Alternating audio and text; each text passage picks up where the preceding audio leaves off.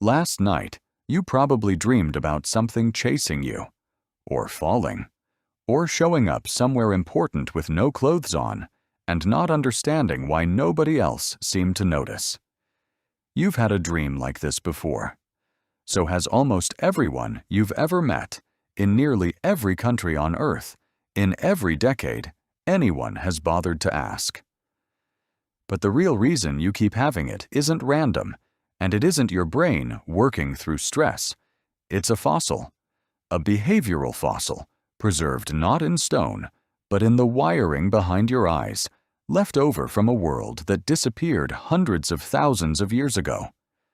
Your ancestors didn't sleep the way you do. They didn't have locked doors. They didn't have walls thick enough to block out the sound of something moving just beyond the firelight. And for most of human history, the night wasn't a peaceful pause between two productive days. It was the most dangerous stretch of every single day for your entire life, with no exceptions. So what did they dream about? For a long time, nobody could really answer that question, because dreams don't fossilize. You can't dig one up. Sigmund Freud guessed dreams were coded messages from hidden desires. Carl Jung guessed they tapped into symbols shared across all of humanity. Both ideas were enormously influential. Both were also almost impossible to test. Then, in the 1960s, two researchers decided to stop guessing and start counting. Calvin Hall and Robert Van de Castle collected tens of thousands of dream reports from ordinary people and built something nobody had really tried before. A system for coding exactly what appears in a dream, in detail, across genders, across decades, across cultures. When the numbers came back, a strange pattern jumped out at them.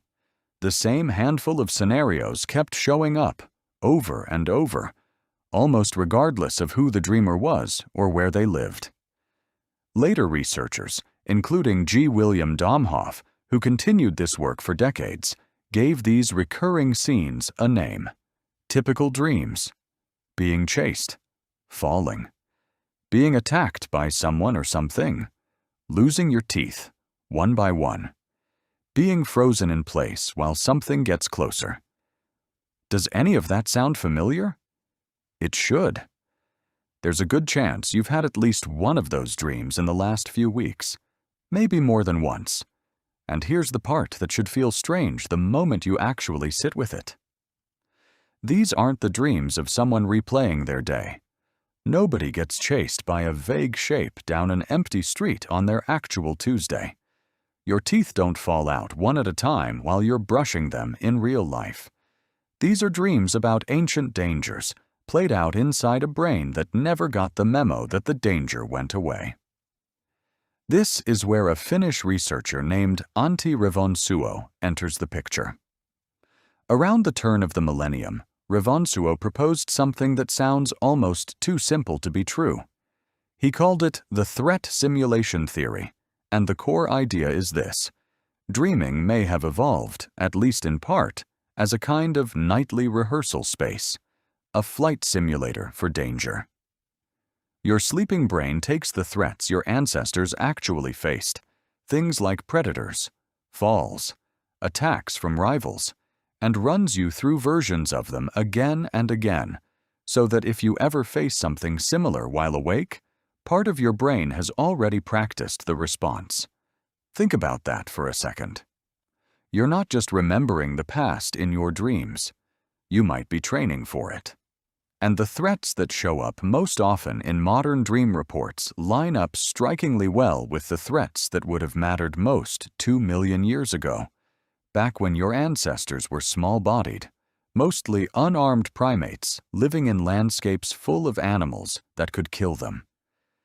Big cats that hunted in darkness, snakes hidden in tall grass, the very real possibility of being separated from the group after sunset, with no fire, no walls, and no way to see what was moving toward you.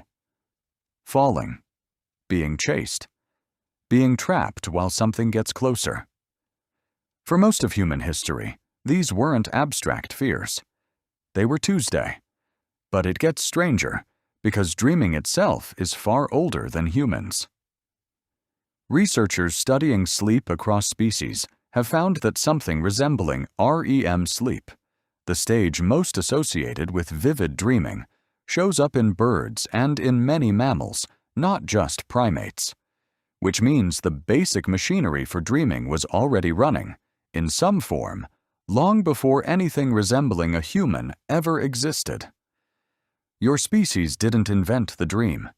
It inherited it, and then loaded it with content specific to the dangers a small, clever, slow-running primate would actually face.